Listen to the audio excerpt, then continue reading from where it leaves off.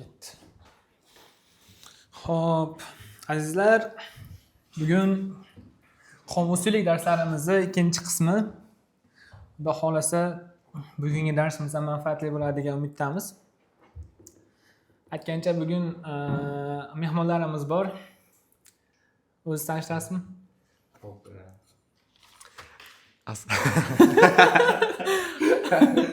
Просто hayajon emas. Shunday gapirib ketaman, yo'q, nima joyi yo'q. Ismim Umar, hamma bugun mehmon bo'ldim. Darslar xudo xolasa manfaatli bo'ladi degan umiddaman va keyingi mehmonga beraman. Ikkitamiz biz. Biz ikkitamiz. Meni ismim Husanali. Endi Kim bo'lib ishlaysiz batda? men bu yerda grafik dizayner bo'lib ishlayman hozirda.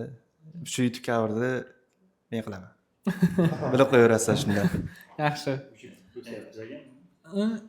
Ha, o'syapmiz. Siz ham tanishasizmi? Bu Sanjarbek, taniysizlar Sanjarbekni. Hop, o'tgan darsimizda biz ba'zi nimalarni gaplashganmiz. Buni bunday qilamiz. Hop, g'oyalarni gaplashganmiz. Hop, umumiy hisobda hozir 4 ta g'oyani gaplashib o'tdik. Birma-bir qaytarib chiqaman. Birinchisi premortem edi. Buni bufferja o'tgan safar gaplashib chiqqanmiz. Premortem, affordances va o'tgan dars yangi o'rgangan darsimiz allostasis edi va buni sizlar bilan tahlil qilganmiz. Sanjarbek akamiz va yana bitta darsimizni o'tganmiz, ya'ni case based reasoning, lekin buni tahlil qilmagandik. Bugun mana shuni tahlil qilish bilan boshlaymiz. Yangi mehmonlardan ham bir ozgina qomusiylik bo'yicha ozgina biz ma'lumot beramiz va case based reasoningda ozgina Sanjarbek akamiz savol javob qilib boshlab olamiz, keyin darsda ko'rishni boshlaymiz. Xudo xolasa bugun uzab ketmaydi, lekin qo'limizdan kelgancha bir 3 tacha dars ko'rib chiqishlikka harakat qilamiz. Qo'ldan kelgancha. G'oyani. Ha, 3 ta g'oyani, to'g'ri. Xo'p, case based reasoning. O'zi sizlarga savolim, qomusiylik bo'yicha qanaqa tushunchalaring bor? Sanjarbek biladi. Endi sizlarda ham ozgina nima qilishimiz kerak edi? Xo'p, qomusiylik bo'yicha men parallel muhitda azakani nimalarni insholarini o'qiganimda, qomusiylik bo'yicha va bundan tashqari ham boshqa insholarning ichiga ham orada qo'shilib ketadi. Bu mavzu haqida to'xtaladigan bo'lsam, menimcha, misol uchun aynan bitta sohada yopishib qolmasdan, bitta sferada, sohada qatib qolmasdan, balki boshqa sohalarda ham fundamental bilim bo'lishi. Ya'ni misol uchun agar men vrach bo'ladigan bo'lsam, ko'z doktori bo'ladigan bo'lsam, mana shu qobig'im ichida basda, balki mashinga yaqinroq boshqa soha bo'ladimi yo undan uzoqroq bo'ladimi, o'sha sohalarda ham fundamental baza bo'lishi menda. Men shunaqa tushunaman. Zo'r. Husanali? Endi ham ozgina tushuncha bor bu bo'yicha. Buni o'zi uncha ko'p research qilmaganman, to'g'risi. Bir oy oldin yo 2 oy oldin eshitganman qomusiylik, ya'ni umuman olganda tarjimasini ham bilmayman. Lekin shuni bilamanki, IELTSdan ajib pishib 9 olish xato. Masalan, sizda IELTS 7,5 yo 7 bo'lgan bo'lsa, siz SAT yoki boshqa fanlar o'qigan bo'lsangiz, universitet topshirish uchun bu yaxshi. IELTS nimaga qo'shib ketdingiz batda? Aytmoqchimanki, to'g'ri, hamma ishda o'zi mutaxassis bo'ladi. Shuni bezu qilishdan boshlanamiz darsda. Xulosa shunaqa, hamma ishda o'zi mutaxassisi bo'ladi. IELTSdan bu uje nimasi bo'ladi? 9 oldi degani u overrate, to'g'rimi? Lekin bu umuman overrate bo'lmaydi. Baribir amerikaliklarda qo'y. Buni 9 olish kerak. 9 olish kerak. Lekin hamma uchun emas, ha? Hamma uchun emas. Masalan, universitet topshirib turganlar uchun. Undan ko'ra SAT yoki boshqa fan. O'sha aytmoqchiki,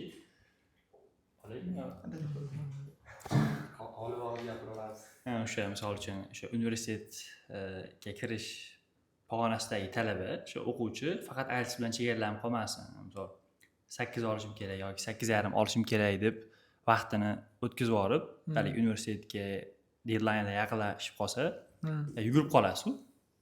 Shunaqa bo'lib qolmasin-da, o'ziga kerakligi misol 5,5 ham o'tadi-yu, misol uchun 5,5 deyormaydi. 6,5 yoki 7 olsin. o'sha SAT'sidan 1200 plyus qilib olsin o'sha vaqt ichida demoqchi bo'lyapti. Ya'ni umumiy o'sha qomusiylikka tushiradigan bo'lsak, faqat IELTS bilan chegaralanib qolmaslik. Ya'ni qo'shimcha yoki bitta til yoki bitta bo'lmasam o'sha matematikani yonida qo'shib ketish.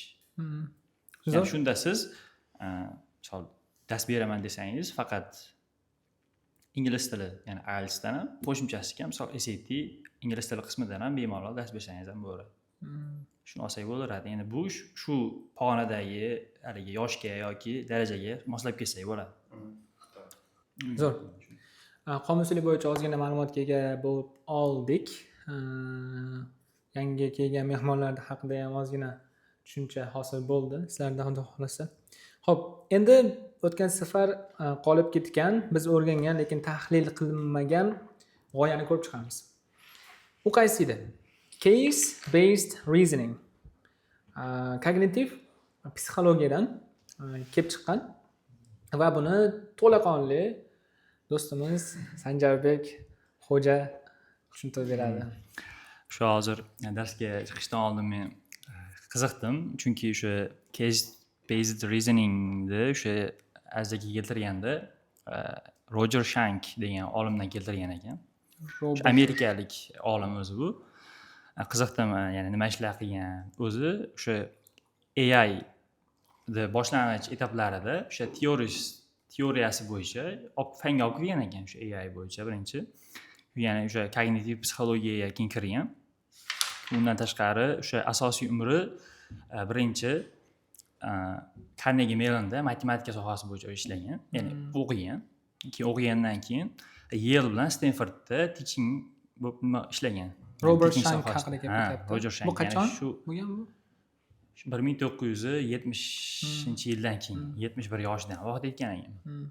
Ya'ni umumiy aytmoqchimanki, shu yana kognitiv psixologiya bo'yicha, ya'ni umri davomida vaqt sarflagan, o'sha Yale, Stanford kabi o'sha universitetda dars bergan. Bizda o'sha ya'ni case based reasoning g'oyasini ko'rib chiqqanimizda asosiysi, ya'ni hayotiy misolsiz umumiy aytganda hech nimani tushunib bo'lmaydi degan g'oyani tushuntirib berishgan ustoz. Keyin buni men hozir Wikipediyadan qidirib ko'rdim. Ya'ni o'zi qanday olib kirib ko'rgan, buni g'oyasi qanaqa bo'lgan desam, ya'ni ingliz tilida shunaqa yozilgan ekanki, ya'ni solving new problems by finding solutions from similar past solutions degan. Ya'ni biz oddiy mashina tuzatadigan elektrik yoki usta bo'ladigan bo'lsak, sizga motori buzilib kelgan, bitta motori buzilgan holatda kimdir keldi. Siz uni bundan oldin shunaqa holat bo'lgan bo'lsa, o'shandan kelib chiqqan holatda tuzatib berasiz, uni. Ya'ni birorta sizning miyangizga to'g'ridan-to'g'ri nima kelmaydi, hali qoida kelmaydi misol uchun. Mana bu sim uzilgan bo'lsa, shunaqa qilishing kerak degan narsa kelmaydi. Ya'ni teoriya kelmaydi, ha. Ya'ni shunchalik aytyapti-yu, similar past solutions. Ya'ni siz o'sha muammoni oldin yechgansiz, ya'ni experience bo'lgan, birinchi navbatda o'sha miyaga signal o'shandan keladi. Shunga tayangan holatda yechasiz. Shunaqa deyilgan. Ya'ni keyin tushundimki, endi bizga shunaqa tushuntirib berishganda ustoz umumiy kimgadir birorta gap aytib turganda yoki o'qituvchilikda asosan, ya'ni biz uni hayotiy misolimizsiz agar keltirmaydigan bo'lsak, o'sha birinchidan gapimiz salobatli bo'lmaydi, keyin tinglovchiga qiziqarli ham bo'lmaydi. Shu umumiy g'oya shunaqa. Men tushunganim. Keyin bitta narsasi ham bor ekan. Ya'ni fikr o'sha tasavvursiz bo'lmaydi ham deyishgan. Ya'ni uni tasavvur qilib ko'rish kerak. Ya'ni tasavvur tinglovchiga uni tasavvur qildirishimiz uchun biz uni misol bilan tushuntirib berishimiz kerak. Yoki undan tashqari to'g'ri o'sha fikr orqali yoki experience orqali siz uni qilib ko'rsangiz, o'shani yo'lidan eng kamida siz uni qilgan bo'lasiz-da, ya'ni qilmagan bo'lib qolmaysiz. Shu yerda ko'rdim. Sizlarga yana ham to'liq tushuntirishlik uchun, qolganlarga ham to'liqonli bo'lishlik uchun o'zimizda holatdan kelib chiqib misol keltiramiz. O'zimiz ishdan kelib chiqaylik. Asosan bu narsa xatolardan unumli foydalanish desak ham bo'ladi. Misol uchun biz hayotimizda xatolar qilamiz. Misol uchun bugun xato qildingiz. Qayerda xato qildingiz? Deadline emas. Siz ham xato qildingiz. Bitta ikkalayni xatolangan bir xil. Bitta imloviy xato qilgan. Bitta shu dizaynda qilayotganlaringda, shu cursor postda oxirida qaysi qolib ketgani. Endi mana shundan biz misol qilib oladigan bo'lsak, keyingi safar biz carousel post haqida men gapiradigan bo'lsam yoki siz gapiradigan bo'lsangiz, sizda nima bor? Xatoyim bor. Xatoyingiz bor. Ya'ni xato qolib ketish ehtimoli bor. To'g'rimi?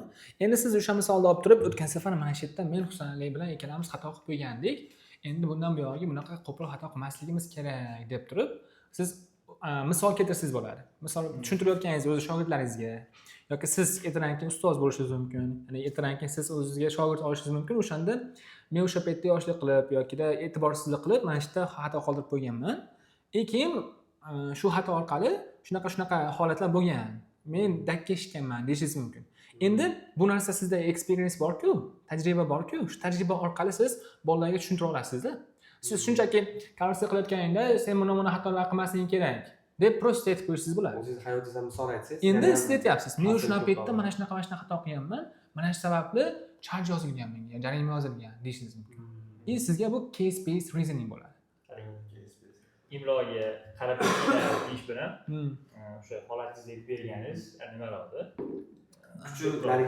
Salobatliroq. Sizni gapingizni salobati juda ham kuchli bo'ladi. Agar sizni tajribada bo'lsa. Endi bu faqatgina biz ertalar gaplashganimizda, yurganimizda faqat shaxsiy tajribalarga bog'liqmi? Faqat shaxsiy tajriba bo'lishi shartmi? Yo'q. Biz qolganlarning hayotidan misol keltirsak bo'ladi. Mashhur insonlar masalan. Gapirsiz? Birdan gapiramiz. Mashhur insonlar, misol uchun mashhur insonlarni gaplarini olib turib biz hayotimizga tatbiq qilsak bo'ladi.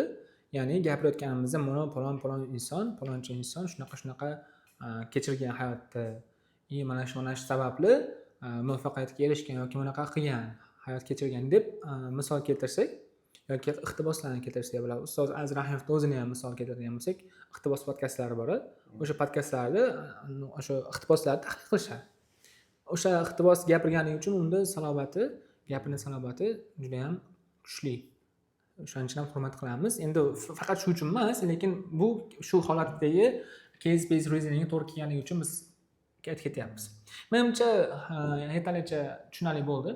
Endi sizlardan bitta iltimos, o'zlaringning hayotlaringdan, hozirgi holatdan tashqari bitta misol keltiraylikchi. Mana shunga. Siz tasavvur qiling, siz ustozsiz. Shu ustoz holatingizda kimgadir yoki bironta shaxssiz, kimgadir siz speech aytyapsiz, gapiryapsiz. O'sha holatda o'z hayotingizdan qaysidir misolni olib kelib turib yoki kimnidir hayotidan misolni olib kelib turib siz tushuntirib beringchi bironta narsani. O'zim hayotim yoki birontasini. Farqi. Hop. Kimdandir savol nima bo'lsa, fikr bo'lsa olib ketsa bo'ladi birinchi. Gapirsa bo'laveradi. O'ylayapman hozir kelsa sraz aytaman. Hozir shu g'oyani deb turing.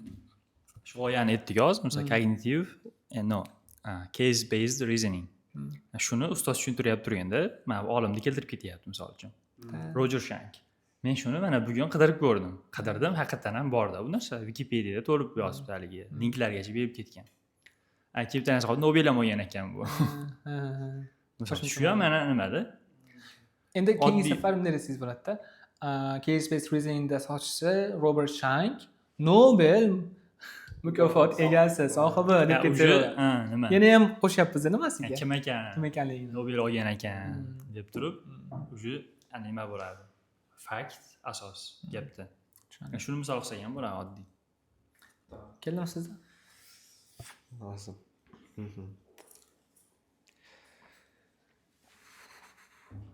Xo'p, menda bunga menimcha aloqasi bor bo'lgan misol bo'lgan, u public speaking bo'yicha bu haligi omma oldida gapirishga qo'rquv bo'lardi, misol sinflarda ham tadbir bo'lib qoladigan bo'lsa, boshqa bo'ladigan bo'lsa, o'shani ustozim maslahat bergan, ustozim holatida o'sha nima deydi, public speaking bo'yicha qo'rquv bo'lgan, qanaqa yengganini o'zini hayotidan misol qilib aytib bergan. Keyin misol qilib aytib berganda o'sha ya'ni nima qilsa bo'ladi, misol uchun bitta nimasi yo'li bu misol uchun deylik 24 ta odam o'tiribdi, bitta nimada hollda o'tiribdi, zalda o'tiribdi va siz qaysidir baribir sohangiz bo'yicha nima qilyapsiz, master klass qilyapsiz. O'shanda qanaqa fikrlash kerak, bo'ldi, men mana shu master klass qilyapman. Bu mavzuda mendan boshqa odam bo'lib tushunmaydi degan maqsadda. Endi bu aslida ham unaqa emas, lekin просто o'zingizni miyangizga shu narsani singdiradigan bo'lsangiz, chunki qo'rquv nimadan bo'ladi-da? Noto'g'ri gapirib qo'ysamchi degan qo'rquv bo'ladi. Chunki katta boshqa mutaxassislar bo'ladigan bo'lsa, noto'g'ri gapirsam, noto'g'ri, shuning uchun miyaga shu narsani singdirib aytib ko'rilsa, ancha yaxshiroq bo'ladi. Misol qanchalik g'alati ko'rinmasdan unaqa bo'lsa degan maslahat bo'lganida, shu o'zimni sinab ko'rganman. Dars bo'lgan mavzu bo'yicha, keyin o'sha mavzuda singdirganman. Men yaxshi bilaman u mavzuda, boshqa odamlar manchalik bilmaydi. Shuning uchun meni gapim odatda to'g'ri bo'ladi. Agar noto'g'ri bo'lsa, fikr to'g'rilab ketish bor, lekin miyangizda shu narsa tursa, ko'p ehtimol bilan xato qilmaysiz, chunki prezentatsiyaga ham ancha tayyorgarlik ko'rgan bo'lasiz. Misol xatolar ustida ishlagan bo'lasiz. Shunaqa holat bo'lgan, keyin uje qo'rquv yengilib yaxshi bo'lgan. Hozir qo'rquv yo'q deyarli. Misol uchun yana bitta hayotimda bo'lgan misol, Registonga bordik, ilgari kuni Registonga flyer tarqatgani, support zonaga nima qildik? Support zonaga tushib, nimalar o'quvchilar o'tiradi-yu, o'quvchilar. O'sha yerga borib, sale qilish kerak bilasiz. Ya'ni flyerda berish kerak. Nima aytib beribdi? Shunaqa AQSh logistikasi bo'yicha master klass bo'ladi payshanba kuni. Shunga agar darajalang, birinchi daraja so'ragan edim. Darajalang agar baland ovozda butun support zona eshitdi. Darajalang o'sha 5,5 6+ yoki B2 bo'ladigan bo'lsa, master klass bo'ladi. AQSh logistikasi bo'yicha kelib qatnashsanglar bo'ladi deb flyer tarqatdim. Bu ham bitta misol. Shu menda. Sizda bormi bo'lmasa? Bor, chort. Ko'ramiz. Menimcha hamma narsa tushunarli bo'ldi. Endi davom etamiz. Birinchi darsimizni 5-g'oyasini boshlayveramiz. Unda. Ketdimi? Tayyormisizlar? Xo'p.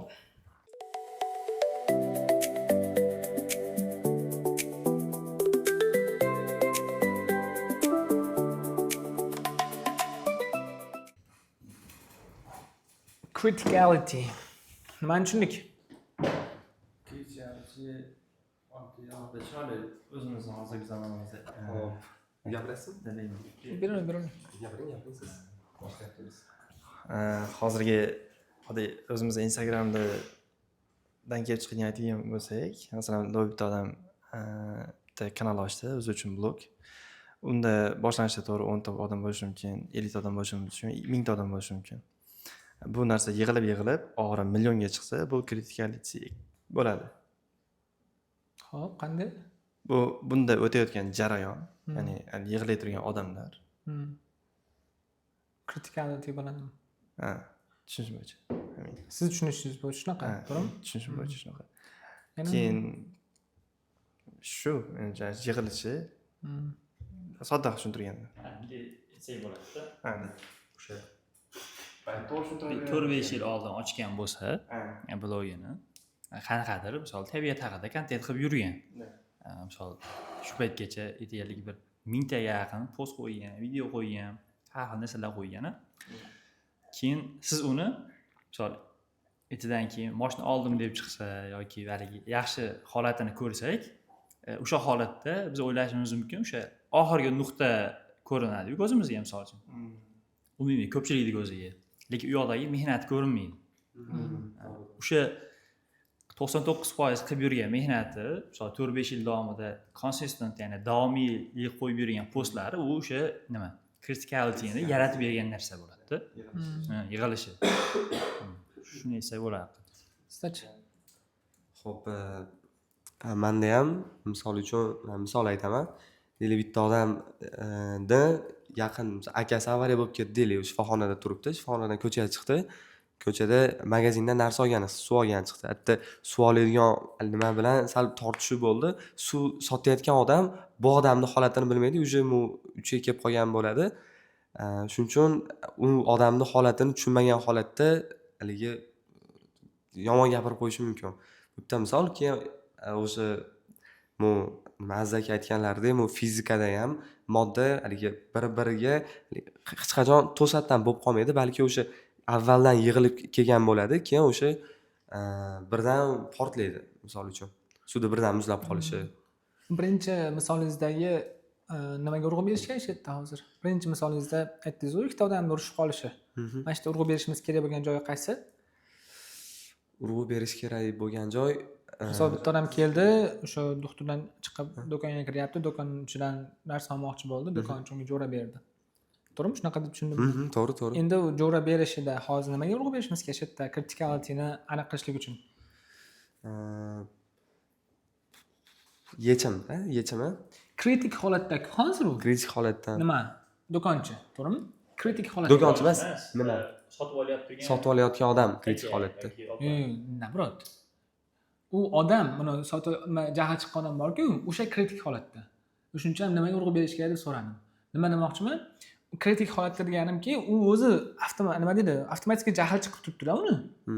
Men sizni shunaqa to'g'ri tushunganimmi? U jo'ra berdimi yoki u nimadan chiqqan, do'kondan chiqqan, nima deydi? Dorixonadan chiqqan, kasalxonadan chiqqan odam jo'ra berdimi? Urushib ketdi. Mani misolim bo'yicha aynan bu nimaga criticality'ga misol bo'ladimi? Shubhalandim o'zi, lekin aniq misol qanaqa? Misol o'sha shifoxonadan chiqyapti, hatto akasi kasal bo'lib yotibdi, rosaligi haligi nima deydi, asabiylashgan, haligi bir yomon holatda. Keyin do'konchi bilan janjallashyapti. Batda do'konchining aybi bilan bo'lyapti u holat. O'shani teskarisi bo'lsa to'g'ri bo'ladimi yoki Shu holatda to'g'ri. shu holatda to'g'ri? Aytdi-yu, azaki. Jarayonni oldindan ko'ra bilish kerak aqlli inson, aqlli odam. Misol jarayonni ko'rmagan taqdirda qanaqa yechim qilsa bo'ladi? Albatta qarangda, hozir urg'u nima bo'lishlik kerak? U bola chiqdi nimadan? Akasi kasal, u chiqib turib o'zi o'sha akaga e'tibor bersak bo'ladi, u kritik holatda.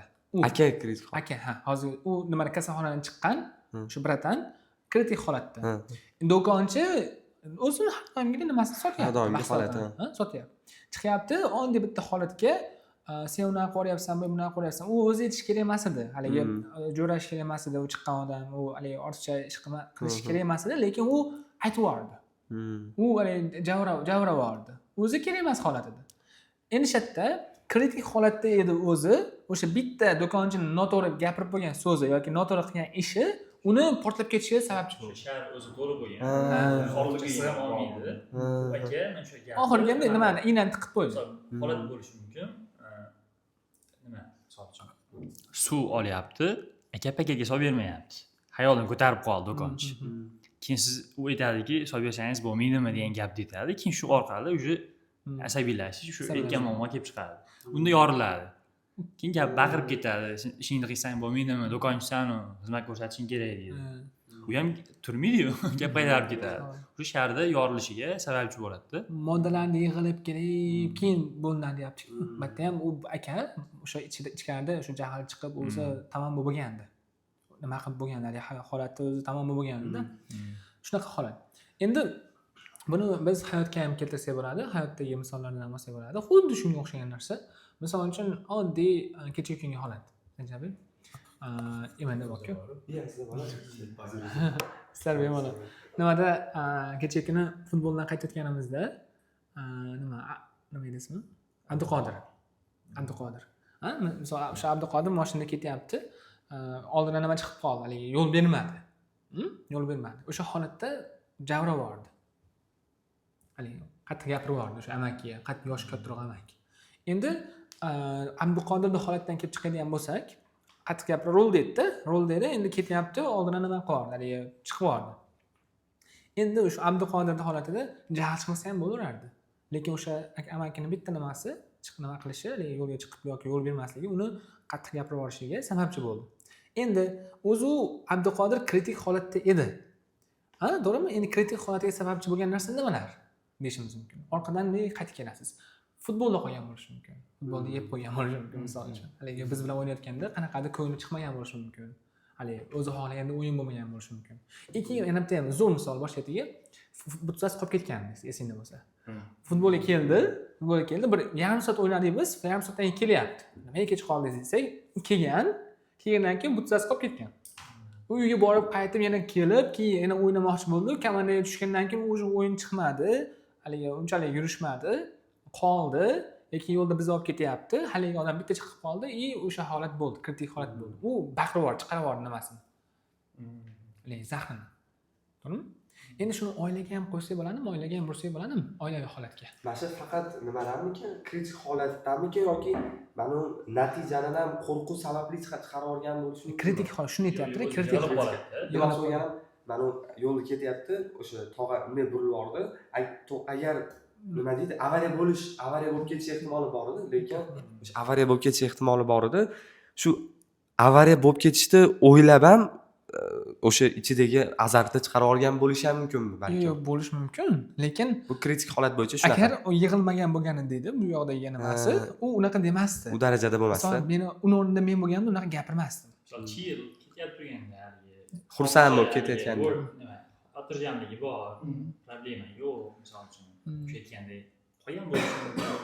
O'sha kimlar qolib ketdi dedik, kechikib keldi futbolga, shunaqa yig'ilib sabab bo'ldi ma'lum bir. Bu misollar hozir nimaga bo'ladi? Asosiy g'oyani shu olganida, misol uchun faqat hali negativ tarafini ko'rmasdan. Uni tushundik, g'oyani nimaligini.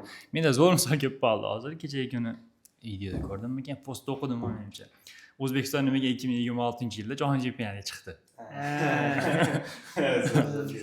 Zo'r pozitiv, zo'r misolda. Nimaga? Chunki biz ekonomически shunga tayyor bo'ldik-da. Misol ekonomik holatimiz o'sha nechtadir davlatdan pog'ona ko'tarilib, misol o'rtacha oylik $400-500, 6,5 million. Shunaqa hozir. Shunaqa, ya'ni 1000 ga yaqin muxlis bilet sotib olib, vizaga kirib, pul to'lab, borib ko'rgani sharoit bo'ldi. Misol uchun 2000-yil 2006-yil chiqqanda bunaqa bo'lmasligi mumkin edi. Ya'ni o'sha aytgandek, kritik holatgacha yig'ilib bordida, ekonomika o'sdi, odamlarda madaniyat shakllandi, futbolimiz ham o'sdi. Misol 2016-yildan keyin futbolga urg'u berishni boshladi-yu. Asosiy fokus shu 7 yil ichida. 10 yil salkam. Urg'u berilganining sababi shu oila moliyaviy holatimiz yaxshi bo'lgan davlatda ham. O'shani aytyapman. Ya'ni zo'r ekan qattiq.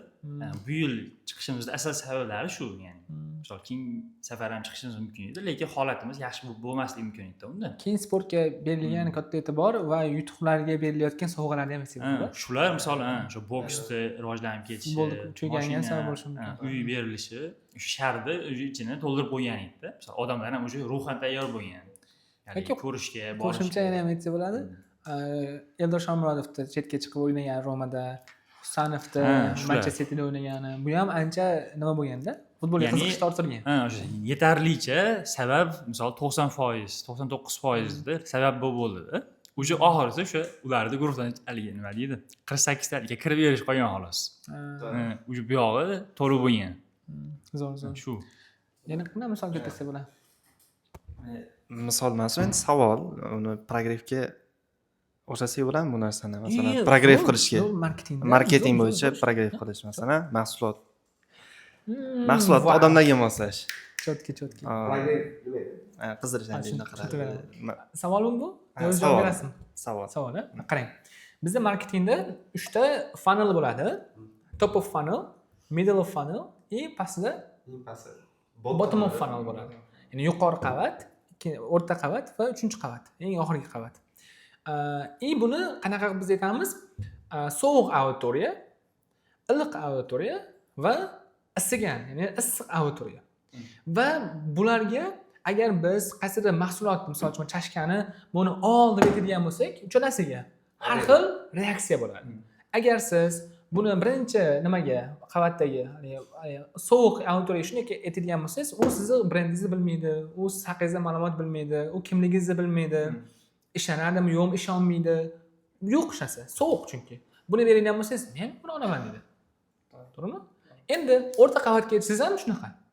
Ozgina sizni haqingizda ma'lumot bo'lishi mumkin, siz haqingizda ozgina bilish mumkin, lekin unchalik ishonib olmaydi. Nima? Ya'ni chunki sizni haqiqatdagi rostgo'y bo'lishligingizni yoki buni mahsulotingizni juda ham haligi sifatli ekanligini bilmaydi. To'liq ma'lumotga ega emas. Mana shu holatda biz top of funnel, ya'ni sovuq auditoriyani sekin-sekin isitib kelamiz, ya'ni progress qilib kelamiz. Rivojdan, ya'ni unga siz o'zingizni ko'rsatasiz, kim ekanligingizni ko'rsatasiz, sizdan olayotgan mijozlarni ko'rsatasiz, ularni otsiflarini ko'rsatasiz, ya'ni nimalar sotayotganingizni, qayerda ishlab chiqarayotganingizni ko'rsatasiz. Mana shunda progress bo'lib keladi.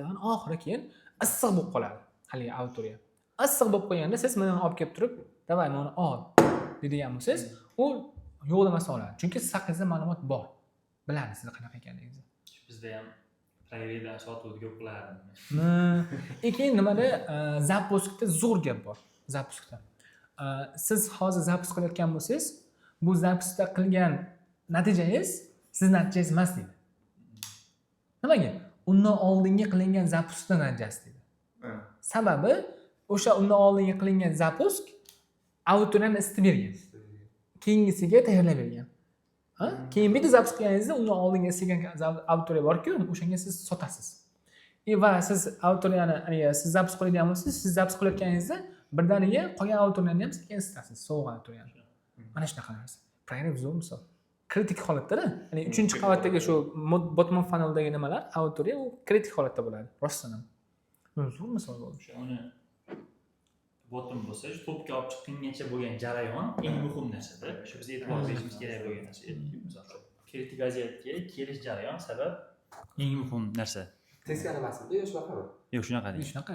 Kritik vaziyatga kelish jarayon sizni fokusingizda bo'lishingiz kerak. Eng issiq autoriya bottomda turadi. Bottomda turadi. Eng pastda turadi. Tepadan isitgan bo'ladi. Yo'q, o'sha Varonka ichkariga bor-ku. qo'yibman. Varonka bor-ku. Varonka keladi. Men aytmoqchimanki, o'sha xodgacha olib kelgan jarayonimiz muhim. Ya'ni shu yerda siz уже 99% ishni qilib bo'lgansiz. Endi bu yerda urg'u berishimiz kerak bo'lgan narsa, oxirida bitta taklif berasiz-ku. Bitta prosta taklif berasiz, mana uni ol deysiz. Mana shu, ya'ni kimdir taklif bergan bo'lsa, mana shu odamni uchun, mana shu odam uchun sota olmaydi-da. U o'zi tayyor bo'lgan edi. Kritik holat dedi-da. To'g'rimi? Ha, shuni kritik emas, oxirgi nuqta holat deb kelsak bo'lar ekan. Yozib qo'yibmiz-ku. Zo'r. Keyin oxirgi nuqtasiga keladi. Zo'r misol bo'ldi. Keyin nimani aytsak bo'ladi? Yugurishda keltirsak bo'ladi. Misol marafon oldik. Marafonda yugurib 42 kilometr yugurib biz medal oldik. Zo'r anaqa erishdik misol uchun, yutuqqa erishdik. Bu bir kunda bo'lib qolgan narsami? Yo'q. Undan oldin qancha mehnat qilingan. Biz oylab nima qilganmiz? Hali nima deydi? Tayyorgarlik ko'ringan, challenge qilingan, hali biz o'zimizga alohida nima qilingan, nima deydi? Planlar tuzib chiqilgan. O'sha plan bo'yicha biz harakat qilganmiz, oshirib borganmiz. Misol hozir ham sekin-sekin bo'lyapti.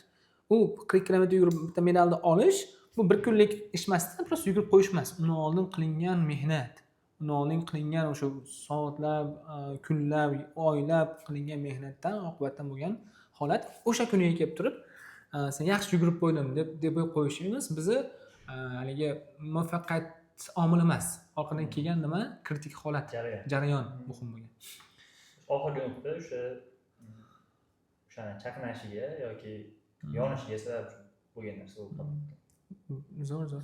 Ya'ni buni haqiqatda o'sha ishimizga, oila hammasiga qo'ysak bo'lar ekan.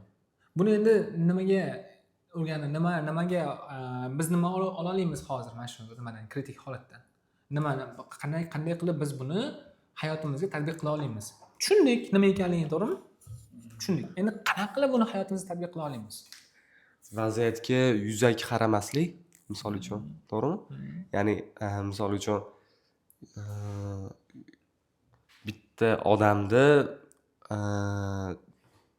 bitta odam sabab jahl chiqqan bo'lsa, qanaqadir negativ tomonini aytyapman. Shunaqa holat bo'lgan bo'lsa, ya'ni o'sha men aytgan gapim uchun bas o'zi bu pishib kelgan u odam. O'sha pishib kelgan etap sababli shunaqa jahli chiqib ketdi. Oddiy gapimga, misol uchun oddiy gapirib qo'ygan bo'lsa, baqir-chaqirib so'kib tashladi meni. Lekin o'zi pishib kelgan. Bu negativ tomoni. Pozitiv. Mana shu yerda tabiiy qabul qilishimiz kerak o'sha narsani. Tabiiy. Undan arazlab olmasligimiz kerak. Unga negativ haligi fikr bo'lib qolmasligimiz kerak. Shu holatda. Shu mana shu uchun kerak bizga hozir. Buni o'rganish. Ya'ni tushunishimiz kerak. Oldin unaqa bo'lmagan bu inson. Bu narsani o'zimiz tabiiy qabul qilish kerak. Bugun shunaqa bo'lib qoldi. Demak, orqasida nimadir bor. Sabab bor. Bu kritik holatda bu o'tib ketadi. Shunaqa. Yokida, misol eng nimasi shu ishga ham oladigan bo'lsak, siz misol 6 oy davomida deadlinelarga amal qilmasdan kelyapsiz. Misol siz dizayner sifatida 6 oy ko'p aka, 6 oy haqiqatda exaggerate bo'lib ketdi. 2 oy davomida misol siz hammasini bir kun yoki 2 kun kechiktirib qilib kelyapsiz. Bu nimaga olib keladi? Ishdan ketishingizga. Ya'ni sizni shu oxirgi marta shu ishni qilganingiz sababchi bo'lmayapti nimaga? Ishdan ketishingizga. Lekin mana 2 oylik narsa jarayon. Keyin oila buzilishiga ham yetsa bo'ladi. misol doimiy xiyonat qilib yurishi yokida o'sha aytyapmizu bir yil davomida urib kelyapti, lekin oxirida Nimani haligi qattiq gapirib bitta qattiq gapirdi, уже o'sha aytgandek kosasi to'lib, bo'ldi endi toqatim to'ldi deb ketib yuborishi. Hani bakalga bunday suvni to'ldirib qo'yadidan, to'ldirib qo'yadi. Oxirida bitta tomchi qo'yib qo'ysa, to'kilib ketadi-yu. Ana shunga o'xshagan narsada bitta tomchini. O'sha o'zi bakalga suv kritik holatda. O'shandan keyin bitta tomchi nima qildi? Bu suv tushib ketishiga sabab bo'ldi. Zo'r. Nimada o'zidan o'pkalamaslik, o'zidan o'pkalash kerak. Ha. Misol ishdan ketishiga oxirgi marta qilgan ish emas, lekin o'sha Mumkin. oylar davomida qilib kelgan xatolari yoki kechirib kelgan ishlari sabab bo'lyapti. Ya'ni biz oladigan foydamiz shuda hozir haligi ishdan ketishini xulosa qilishimiz shart emas.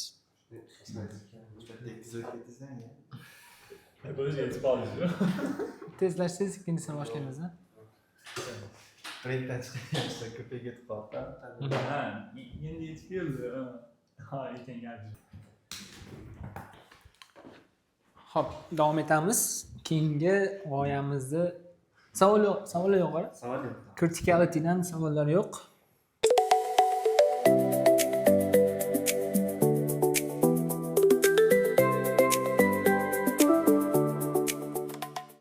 Complementarity. Fizikadan Frank Wilczek tomonidan fanga kiritilgan ekan. MITda o'qigan va Nobel sohibi egasi ekan. Frank Wilczek. Xo'p, bu haqida ozgina nima berib ketamiz. Nima deydi?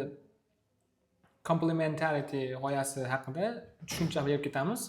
Hodisalarning bir nechta izohlari bo'lishi mumkin. Ular bir-biriga teskari bo'lishi mumkin, lekin bir vaqtning o'zida to'g'ri ham bo'lishi mumkin ekan. Shu asl g'oyasi complementarity. Endi buni bafurja bolalar bilan analiz, tahlil qilamiz. Umar, mikrofon sizda. Xo'p. Ya'ni voqea bo'ladigan bo'lsa, men tushunishim bo'yicha voqeaga har xil rakursdan qarash. Misol uchun hozir mana Aziz aka o'zlari futbol misolida aytdilar. Futbol bu ham bitta skill bu ham. Chunki misol uchun ma'lum bir ishni qilyapmiz, u ishni nima uchun qilayotganimizni asha 5-6 xil, 4-5 xil holatda ta'riflab berishimiz foydalarini. Bu ham bitta skill va bunga misol bo'la oladi. Ya'ni nima bo'lishi mumkin? Futbolni o'zini to'liq tushuntirib keta olasizmi? Futbolni o'zida misol uchun futbol ketdi. Nima uchun futbol o'ynayapman? Birinchisi bu dopamin olish uchun. Dopamin tabiiyki biologiyaga bog'liq. Miyamizdagi o'sha nima? Stimul. Bundan tashqari men odatlanib qolganman, habit bo'lib qolgan futbol o'ynash doimiy. Keyin nafs masalasi, nafsim futbol o'ynashni xohlaydi. Bu masala bor. Bundan tashqari futbolga o'zimni muhabbatim bor. Futbolni yaxshi ko'rganim uchun ham futbol o'ynayman. Va oxirgi tarifi bu futbol oxirgisi Ruhiyatni ko'tarishlik uchun. Ijod qilish uchun, ruhiyatni ko'tarish uchun, ijod mahsulini ko'rsatish uchun, zo'r o'yin ko'rsatib bersa, tabiiyki ijod hisoblanadi. Mana sabab shu. Ya'ni bu futbol o'ynalyapti va futbol nima uchun o'ynalayotganini 4-5 xil holatda ta'riflab berish. Hammasi bir-biriga teskari, lekin hammasi to'g'ri. Bitta misol beraman, Aziz o'zlari misollar. Boshqa kitob o'qishni olaylik. Kitob o'qish qanaqa nima bo'lishi mumkin ketdi. Endi ko'proq nimani non fictionda aytadigan bo'lsak, qanaqa foydalari bor. Misol uchun diqqatni rivojlantiradi. To'g'ri? Misol uchun haligi sabr bilan kitob o'qiyotgan inson, misol boshqa haligi uzoq muddatli yoki haligi short term zamonda uzoq muddatli sabrni qurishga yordam beradi kitob o'qish. Bu bitta foydasi. Ikkinchi foydasi endi badiiy kitob bo'ladigan bo'lsa, qaysidir ma'noda so'z boyligiga foyda bo'lishi mumkin. So'z boyligiga nima foyda bo'lishi mumkin bo'lsa, misol biz mana marketing sohasida har xil kreativlar o'ylash uchun yoki misol uchun copywriting bo'yicha ham o'sha ishlashi mumkin. Bu bitta yana bitta foydasi. Ikki xil ta'rifda gaplashdik. Uchinchi ta'rifi o'sha bevosita oladigan foydamiz kitobni. Kitob nimadir haqida bo'ladi. Uyqu haqida kitob bo'ladi, yugurish haqida kitob bo'ladimi? Diqqat qurish nima haqida bo'lishidan qat'iy nazar o'sha mavzu bo'yicha ma'lumotlar beriladi. U ma'lumotlarni tabiiyki o'zimiz qabul qilamiz. Bu 3 ta bo'lyapti kitobda o'zi ana shunday foyda chiqyapti. Bundan tashqari badiiy kitob o'qisa keyin menimcha empatiya ham rivojlanadi, tasavvur ham rivojlanadi. Ya'ni misol bir vaqt o'zida kitob o'qiyotgan bo'lsangiz, ham haligi miyada tasavvur qilib ketasiz o'sha jarayonni. Misol uchun men haligi Kafkani kitobini o'qigan edim, The Trial degan kitobi, jarayon, jarayon kitobini o'qiyapti. O'sha miyamda tasavvur qilib ketyapti, tasavvur qilyapman, sud zali borda, sud zalida sud qilishyapti, deb tasavvur qilib ketaman. Bu albatta hamma kitoblarga tegishli emas, ayniqsa turk adabiyotlariga tegishli emas, lekin yaxshi kitobga odamlar rostdan misol uchun biz hurmat qiladigan insonlar tavsiya beradigan kitoblar yoki hammaligi el qatori o'sha reyting bo'yicha ham yuqori bo'lgan kitoblar ancha foydasi bordi. Bu kitob bo'yicha ham bitta misol, aynan hozirgi mavzuyimiz bo'yicha complementarityga. Waste of time deb kelsak ham bo'ladi. Waste of time. Bir-biriga qarshi, lekin to'g'ri ham. To'g'ri hamda. To'g'ri, chotki. Men sizlar eshitmoqchiman. Qiyin ekan to'g'risi. Murakkabroq ekan. Men soddaroq mana shunaqa deb tushundim, balki yana ko'proq ham bo'lishi mumkin. O'sha voqea bo'lyapti, sizda voqeaga har xil rakursdan qarash, bitta tomonda qotib qolmaslik. Misol uchun o'sha MITda dars bergan, o'qigan odam ham Einstein yoniga borib, u misol Einstein dili mana o'zi dunyoni fizika bo'yicha qarayotgan bo'lishi mumkin. U odam MITda o'qigan odam boryapti-da, bunaqa bas, qara ko'zingni ocha. Bunaqa rakurslar bor, o'sha 4-5 xil rakursdan qarash kerak bu masalaga, bu muammoga, faqat fizika nuqtai nazaridan bas deb aytgan bo'lishi mumkin, ya'ni fanga kiritgan. Bekorga shuncha umrini sarflagandir balki. Misol bu ham.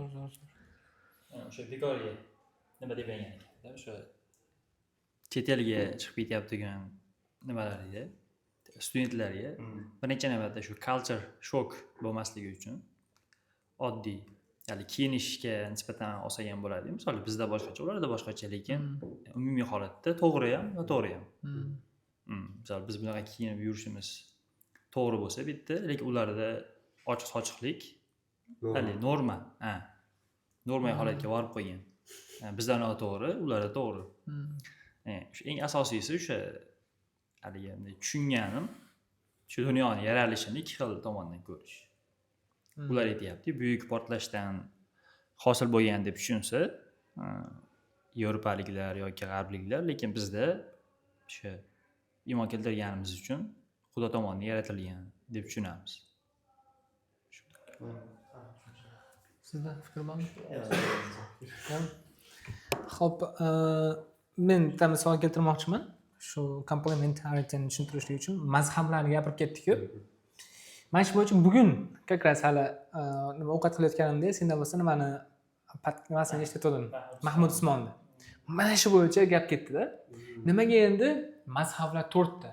Biz o'zi bitta ummat bo'lsak, bitta islom bo'lsa, nimaga endi mazhablar 4 ta deb aytishdi-da. Hamma mazhab to'g'ri. Hammasi to'g'ri. Ahli sunna va jamoatni nimasi? Hammasi ahli sunna va jamoatga kiradi.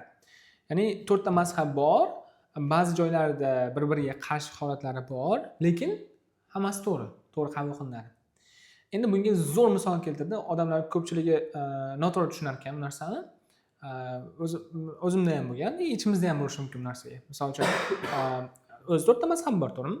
Birinchisi Hanafiy mazhabi, eng katta mazhab.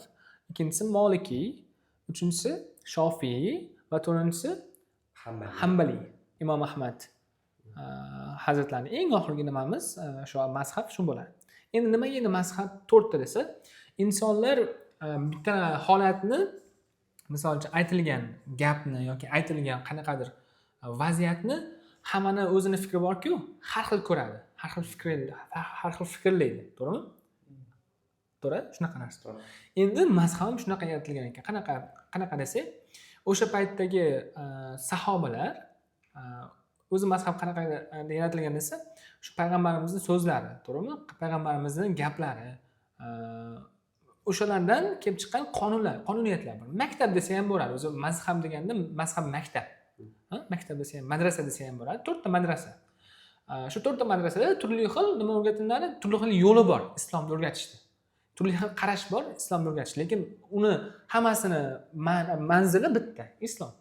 Hammasi bitta narsani o'rgatadi, lekin boshqacha yo'llarni o'rgatadi. Demak, soddaroq qilib aytganimda aytsak bo'ladi, qarang. Labirint bor, labirintda boradigan joyi bitta, borishlar har xil. kiradigan joy 4 ta. Kiradigan joy 4 ta. Bitta lekin islam.